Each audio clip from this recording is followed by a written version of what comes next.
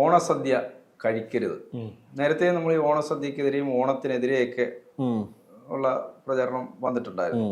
ഇൻസ്റ്റാഗ്രാമിൽ ഒരു Malayalam Islamic page എന്ന് പറയുന്ന പേജുണ്ട്. ആ പേജിൽ ഓണസദ്യ കഴിക്കരുതെന്നാണ് ആ പേജിലെ ആഹ്വാനം. സൗദി അറേബ്യ ഉന്നത പണ്ഡിത സഭയുടെ പേരിലാണ് താക്കീത് കൊടുത്തത്, ഓണസദ്യ കഴിക്കരുതെന്ന് പറഞ്ഞിട്ട്. പക്ഷെ അത് ഈ സമൂഹത്തിൽ ഭിന്നിപ്പുണ്ടാക്കുന്നതിന് വേണ്ടി മനഃപൂർവ്വം ചില ആളുകൾ ഉണ്ടാക്കുന്നതാണെന്നൊക്കെ പറഞ്ഞിട്ട് ഇത് വെച്ച് പൊറിപ്പിക്കരുത് എന്ന് പറഞ്ഞ് ആളുകൾ പറയുന്നുണ്ട്. എല്ലാ ഓണക്കാലത്തും ഇങ്ങനെ ചില ആളുകൾ മാത്രം ഇങ്ങനെ പറയാറുണ്ട്. ഒന്നാമത് അവൻ്റെ വാപ്പാനോട് പോയി പറയണം, കഴിക്കരുതെന്ന് അവൻ്റെ വാപ്പാനോട് പോയി പറയണം. ഇനി സൗദി അറേബ്യയിലെ ഉന്നത അധികാര കൗൺസിലിൽപ്പെട്ട ആളുകളാണ് പറഞ്ഞതെങ്കിൽ ഓലെ വല്യാപ്പാനോട് പോയി പറയണം. എന്താണ് അതിൽ ഒന്നാമത്തെ പറയണം.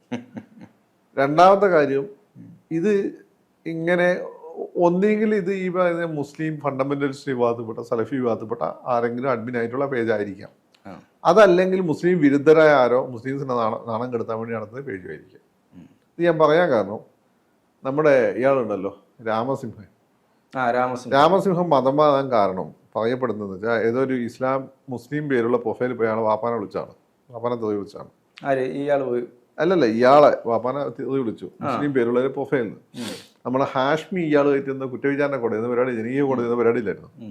ഹാഷ്മി ഇതിന്റെ ഈ ഒരു ഐഡിയുടെ വേരുകൾ തേടി പിടിച്ചപ്പോൾ അത് മുസ്ലിം പേരുകാരനെ അല്ല, പക്ഷെ മുസ്ലിം പേരിലാണ് ഐ ഡി ഉള്ളത്.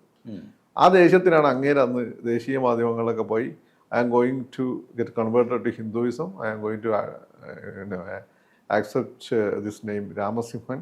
You know who is Ramasimhan എന്നൊക്കെ അമ്മവരോട് ചോദിക്കുന്നുണ്ടായിരുന്നു. അങ്ങനെയാണ് അത് സംഭവിച്ചത്. അത് അങ്ങനെയും സംഭവിക്കുക, ഇതൊക്കെ പോസിബിലിറ്റിയാണ്. അതപ്പം രണ്ടാമത്തെ സംഭവം എന്ന് വെച്ചാൽ അത് പൊളിറ്റിക്കലാണ്. കാരണം ഞാൻ നേരത്തെ മുമ്പ് പലപ്പോൾ നിങ്ങൾ പറഞ്ഞു, ഇസ്ലാമിനെ പരമായി ഈ ലോകത്തിലൊരു നിൽക്കാൻ യോഗ്യതയില്ലാത്ത, ഇല്ലാതായി പോകേണ്ട ഒരു അങ്ങേറ്റം വൃത്തികെട്ട മതമാണ് ഇസ്ലാം എന്ന് തോന്നിപ്പിക്കാൻ വേണ്ടി അങ്ങേറ്റ അസഹിഷ്ണുതയോടുകൂടി ഇസ്ലാമിനെ കാണുന്ന കുറേ ആളുകളുണ്ട്. അത് മറ്റ് മതങ്ങൾ, ഇതര മതങ്ങളിൽ പെട്ട ഈ തീവ്ര വർഗീയവാദികളും അതിതീവ്ര വർഗീയവാദികളും. പിന്നെ രണ്ടാമത്തെ കാര്യം എന്ന് വെച്ചാൽ ഈ ഇസ്ലാമിൻ്റെ എന്തെങ്കിലും കാരണം കൊണ്ട് പുറത്തു പോയ എക്സ് മുസ്ലിങ്ങളുമാണ്. ഈ രണ്ടു കൂട്ടരെ കാണും. ഈ അടുത്തുള്ളവൻ അകലും ഉണ്ടാവുന്ന പ്രശ്നമാണല്ലോ. പക്ഷെ ഞാനൊന്നും ഈ കമ്മ്യൂണിറ്റി നേരിട്ട് എൻ്റെ കുട്ടിക്കാലത്ത് നേരിട്ട പോലെയുള്ള പ്രശ്നങ്ങളൊന്നും യുവമാരും നേരിട്ടിട്ടുണ്ടാവില്ല. എന്നിട്ട് എനിക്ക് ഇസ്ലാമിനോട് അങ്ങനെ വെറുപ്പം തോന്നിയിട്ടൊന്നുമില്ല. കുട്ടിക്കാലത്ത് എന്താ നേരിട്ട് അല്ല, അതൊക്കെ സ്വാഭാവികമായിട്ടുണ്ട്.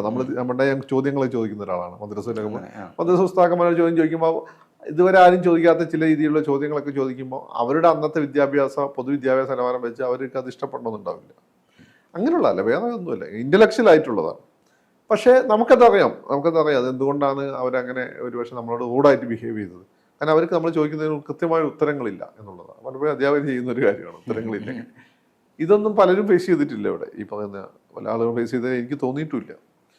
പക്ഷെ എനിക്ക് എന്നിട്ട് ഞാൻ കൂടുതൽ അതിനെപ്പറ്റി പഠിക്കുകയും അതിൻ്റെ നല്ല കാര്യങ്ങൾ ഉൾക്കൊള്ളി, അതിൻ്റെ ഞാൻ മറ്റു മതങ്ങൾ പഠിക്കുകയും അതിൽ നല്ല അതായത് എനിക്ക് ഏറ്റവും ഇഷ്ടപ്പെട്ട ഈ മതഗ്രന്ഥങ്ങൾ ഒരുപക്ഷെ ഏറ്റവും കൂടുതൽ റെസ്പെക്ട് ചെയ്യുന്ന ഒരു ഗ്രന്ഥം ബൈബിളിൻ്റെ പുതിയ നിയമമാണ്. അതിൻ്റെ ഓൺലി സ്നേഹം, സാഹോദര്യം, ഇതൊക്കെ അല്ലേ ഉള്ളൂ. പുതിയ നിയമം കേട്ടോ, പഴയ നിയമത്തിലെ മൊത്തം പ്രശ്നമാണ്. അപ്പം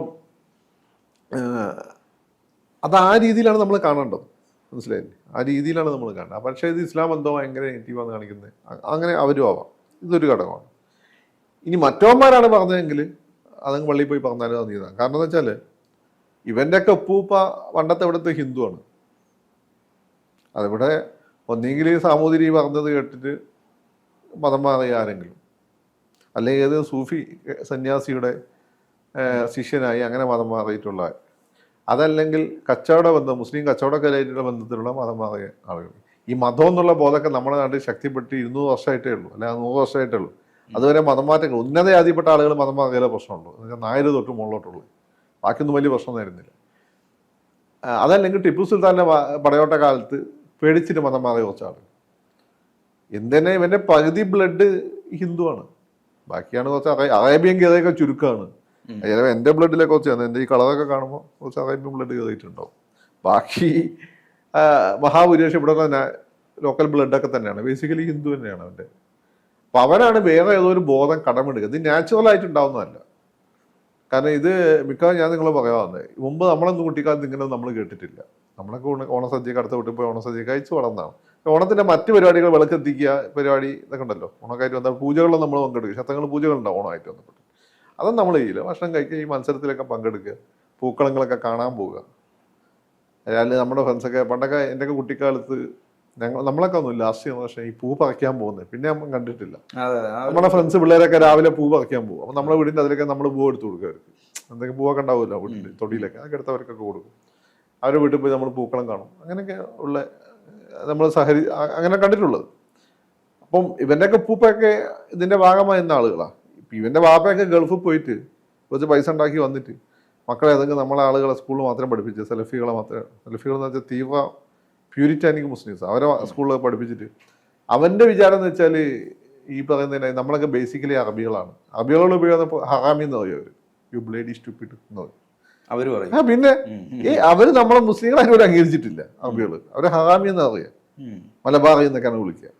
മലബാറിൽ നിന്ന് നല്ല അർത്ഥത്തിലല്ലേ വിളിക്കുന്നത്? മലബാറിൽ നിന്ന് ഇവിടെ ഹിന്ദുക്കളെ നല്ല അർത്ഥത്തിൽ വിളിക്കും. കാരണം ഹിന്ദുക്കൾ ഇവിടെ മലബാറിലെ രാജാക്കന്മാരെ അവർക്ക് നല്ല ബന്ധമായിരുന്നു. ഞമ്മന്റെ ആളുകളെ വിളിക്കുക രണ്ടാം കിടക്ക. അവർ അറബികളെ ഇവൻ അവര് ഇപ്പം റഷ്യക്കാരെ പോലും തുർക്കികളെ പോലും ഒന്നാം കിടയായിട്ട് അംഗീകരിച്ചിട്ടില്ല. അവരെ അറബികൾ എന്ന് വെച്ചാൽ അറബി ഭാഷ സംസാരിക്കുന്ന ആ പ്രദേശത്ത് വരുന്ന. അപ്പൊ നമ്മളൊരു ഇസ്ലാമിന്റെ ഒരു പുതിയ സിദ്ധാന്തമായിട്ട് ബന്ധപ്പെട്ട് കേരള യൂണിവേഴ്സിറ്റി പോയാൽ അവർക്കത് പിടിച്ചില്ല. അവരെ പറയാം ഹീസ് എ നോൺ അറബ് എന്നാണ് പറയുന്നത്. നിങ്ങൾ ഈ റേഷ്യലിസം നിങ്ങൾ വിചാരിക്കുന്നൊന്നല്ല, അത് ഭയങ്കര സംഭവമാണ്. ജൂതന്മാർക്ക് ഇതുള്ളതുകൊണ്ട് അവരെ ആളെ കൂട്ടില്ല. നമ്മളെ കൂട്ടത്തിൽ നിങ്ങളൊന്നും കൂടണം, നമുക്ക് നമ്മളുള്ളത് മതി. അതാണ് അവരുടെ ലൈൻ. ക്രിസ്ത്യാനിറ്റിയും ഇസ്ലാമാണല്ലോ ആളെ കൂട്ടുന്ന മത്സരിക്കുന്ന മതങ്ങൾ.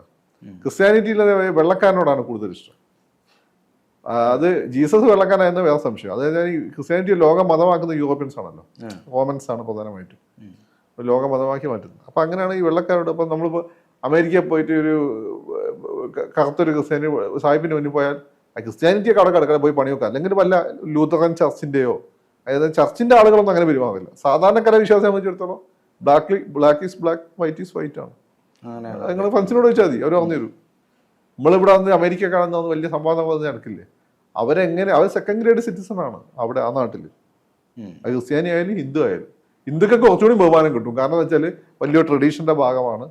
പിന്നെ യോഗ, ആയുർവേദ, ഭരതനാട്യം എന്നൊക്കെ പറഞ്ഞുകൊണ്ട് ഈ എന്താണ് ഇന്ത്യൻ ക്ഷേത്ര സംസ്കാരം അതിനൊക്കെ റെസ്പെക്ട് കിട്ടും. ഇന്ത്യൻ ഫിലോസഫി, ഇന്ത്യൻ എന്താണ് എസ്തെറ്റിക്സ്, ഇത് അതും കിട്ടില്ല. ഇന്ത്യൻ ക്രിസ്ത്യൻ, ഇന്ത്യൻ മുസ്ലിം എന്നൊക്കെ പറയുമ്പോൾ ഹിന്ദു, അതാണ് ഇതിൻ്റെ ഒരു രസം. അപ്പം അവനോട് പറയാനുള്ളത്, അവൻ്റെ പറയുന്നത് വെച്ചാൽ അവൻ്റെ പ്രശ്നം എന്താണ്? ഒന്നെങ്കിൽ അവൻ ഈ പറയുന്നത് തന്നെ മാതിരി ഈ ഭീകരവാദ സംഘടനകളുടെ ഇതിന് അംഗമായിരിക്കും. അപ്പൊ അവരോട് പൈസ, അവർ ലോകത്ത് മൊത്തം എടുത്ത് ഒരു ഏകശിലാത്മകമായ ഇസ്ലാമിക സംസ്കാരം കൊണ്ടുവരാമെന്ന്, അങ്ങനെ ഒരു ഇസ്ലാമിക് എംപയർ ഉണ്ടാക്കാന്ന് വിചാരിച്ച് നടക്കുന്ന ആളുകളാണ്. അതുകൊണ്ടാണ് അവർക്ക് ഓണത്തിനെ ഒരു ഇവിടുത്തെ ഒരു ആഘോഷം എന്നതിനുപരി ഒരു ഹിന്ദു ആഘോഷമായി കാണുന്നത്. ഹിന്ദു ഇപ്പം ക്രിസ്തു മതത്തിൽ ഇസ്ലാം മതത്തിലൊക്കെ മറ്റു മതങ്ങളുടെ ആചാരങ്ങൾ നിങ്ങൾ ഫോളോ ചെയ്യലെന്ന് പറയുന്നുണ്ടെന്നാണ്. പക്ഷെ ഹിന്ദു എന്ന് പറഞ്ഞാൽ ഈ ക്രിസ്തു മതം പോലെ ഇസ്ലാം മതം ജൂതമതം പോലെയുള്ള മതമല്ലത്. അത് ബേസിക്കലി സംസ്കാരമാണ്, എല്ലാവരും ഉള്ളൊരു സംസ്കാരമാണ്.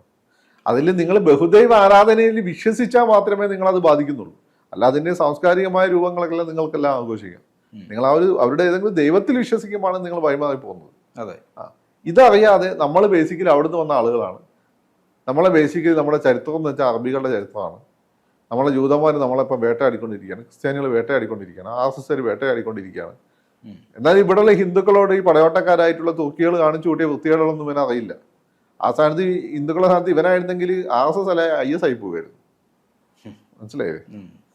അപ്പം അവനായിരിക്കും ഇങ്ങനെയുള്ള ആളുകൾ പറയുന്നത്. അത് ആ തലമുറയ്ക്ക് ഇതിനെ പറ്റിയുള്ള ഒരു ധാരണയില്ല. ഞാൻ പറഞ്ഞില്ലേ, ഇപ്പം ഹിസ്ബുള്ള ഇസ്രായേലിനോട് സമാധാനത്തിന് സമ്മതിച്ചാൽ ഇവിടെയുള്ള ചില ആളുകൾ സമ്മതിക്കില്ലല്ലോ. അവര് സമ്മതിക്കില്ലല്ലോ. അതുപോലെയാണ്. ഇവനറിയില്ല എന്താന്ന്, ഇവനെന്താന്ന് അവനറിയില്ല. അതുകൊണ്ടാണ് അവൻ ഈ ആഹ്വാനം ചെയ്തത്. ഒരു മുസ്ലിം അഡ്മിൻ ആണ് ഇത് ചെയ്തെങ്കിൽ. ഓണസദ്യ കഴിച്ചുകൊണ്ടെന്തെങ്കിലും പ്രശ്നമുണ്ടോ? അങ്ങനെ ഒരു പ്രശ്നത്തിന്റെ കാര്യമില്ലല്ലോ. അല്ല, ഈ സദ്യ ഒരു പ്രശ്നമില്ല. ഇത് പൂജ ചെയ്ത് കിട്ടുന്ന സാധനം അല്ലല്ലോ. ഈ പ്രസാദം കഴിക്കുന്നവര് ബന്ധപ്പെട്ട് ഞാൻ പ്രസാദം കഴിക്കാറുണ്ട്. ചിലപ്പം നമ്മളെ ചില ഫ്രണ്ട്സ്, ഞാൻ പറഞ്ഞില്ലേ, ക്രിസ്ത്യൻസ് കഴിക്കുന്ന ചിലരെതിരായിരുന്നു, പുതിയ വിഭാഗം ചില ക്രിസ്ത്യാനികളെതിരാ. അപ്പൊ അവര് പറഞ്ഞ് ആ ദൈവത്തിന് നേദിച്ചതല്ലേ, അതുകൊണ്ട് നമുക്ക് പറ്റില്ല. നമ്മള് ഈ ശബരിമലയിലെ അല്ല, ഞാൻ കഴിക്കേണ്ട അരവണ അത് നമ്മളിത് എങ്ങനെ എടുക്കുന്നു എന്നുള്ളതാണ്. സുഹൃത്തുക്കളുടെ കാശ് കൊടുത്തു പളനിയിൽ നിന്നുള്ള നമ്മളിത് എങ്ങനെ എടുക്കുന്നു എന്നുള്ളതാണ് ബേസിക്കലി. ആത്യന്തികമായിട്ട് അവർ ചിലപ്പോൾ ദൈവത്തിന് നേദിച്ചതായിരിക്കാം. ഓക്കെ, നമ്മൾ ദൈവത്തിന് നേദിച്ച രീതിയിലുള്ള അല്ലല്ലോ നമ്മൾ ഉപയോഗിക്കുന്നത്. അല്ല, ആ ദൈവത്തിൽ വിശ്വസിച്ചുകൊണ്ടല്ലോ. നമുക്ക് ദൈവം വന്ന് നമുക്കൊരു ദൈവം വന്നു നമുക്കൊരു എന്താണ് ഒരു ഭക്ഷണ സാധനം തന്നു. അത് നമ്മൾ സ്വീകരിക്കുന്നത് എന്താ? നമ്മൾ ആ ദൈവത്തെ വിശ്വസിക്കുമ്പോഴാണ് പ്രശ്നമുള്ളത്. വിശ്വസിക്കാതിരുന്നാൽ മതി. മനസ്സിലായില്ലേ? അപ്പം അല്ല, ഇൻ കേസ് ഇനിയിപ്പോൾ അങ്ങനെയാണെങ്കിൽ അവർ പറയുന്ന എന്തെങ്കിലും ഒരു മറ്റു മതങ്ങളുടെ പിന്നെ എന്താണ് ആചാരങ്ങൾ നമ്മൾ ഫോളോ ചെയ്യാൻ പാടില്ല, അതുകൊണ്ട് പ്രസാദം കഴിക്കുന്നതാണ് എവിടെയെങ്കിലും ഒരു ലോജിക്കൽ കണക്ട് നമുക്ക് വേണമെങ്കിൽ കണ്ടെത്താം. ഈ ഓണസദ്യയിൽ എന്ത് കണക്റ്റാണ് നിങ്ങൾ കണ്ടെത്താൻ പോകുന്നത്? എവിടെ വെച്ചാൽ പൂജിക്കുന്നത്? ഒന്നുമില്ലല്ലോ. ഒന്നുമില്ല. അപ്പോൾ അത് രണ്ട് ഘടകങ്ങൾ നമ്മൾ വെച്ചാൽ, ഒന്നീ ഞാൻ ഈ പറഞ്ഞ പോലെയുള്ള വ്യാജ പ്രൊഫൈലായിരിക്കാം, അതല്ലെങ്കിൽ ഇതിൻ്റെ ഉള്ളിലുള്ള ഈ പുത്തൻ കൂറ്റുകാരല്ല, ഈ പിന്നെ പുതിയ മുസ്ലിംസ് ഉണ്ടല്ലോ, ഈ രാജ്യം കഷ്ടപ്പാടൊന്നും അനുഭവിക്കാത്ത, ഞങ്ങൾ ബേസിക്കലി പറ്റുമെങ്കിൽ ഈ അറബികളെ അബായ എന്താ ഒരു ഡ്രസ്സില്ല അതൊക്കെ ധരിച്ച് നടക്കാൻ ഇഷ്ടപ്പെടുന്ന, ഈ ശരീരം എവിടെ ആണെങ്കിൽ പണ്ട് നമ്മൾ കമ്മ്യൂണിസ്റ്റുകാരെ കൊണ്ട് പറയുമായിരുന്നു, മനസ്സിവിടെ ശരീരം ഇവിടെയും മനസ്സ് റഷ്യയിലും, അതുപോലെ ശരീരം ഇവിടെയും മനസ്സ് സൗദിയിലും കിടക്കുന്ന ആളുകളായിരിക്കും. അവരോട് നമുക്ക് പോകാനുള്ളത് സുരേഷ് ഗോപി ഏതൊരു സിനിമയിൽ പറഞ്ഞ ഒരു ഡയലോഗാണ്, ഗോ ഗ്രാസ്. കൂടുതൽ വാർത്തകളും വിശേഷങ്ങളും നിങ്ങളിലേക്ക് എത്താൻ ABC മലയാളം സബ്സ്ക്രൈബ് ചെയ്യുക, ബെൽ ബട്ടണും അമർത്തുക.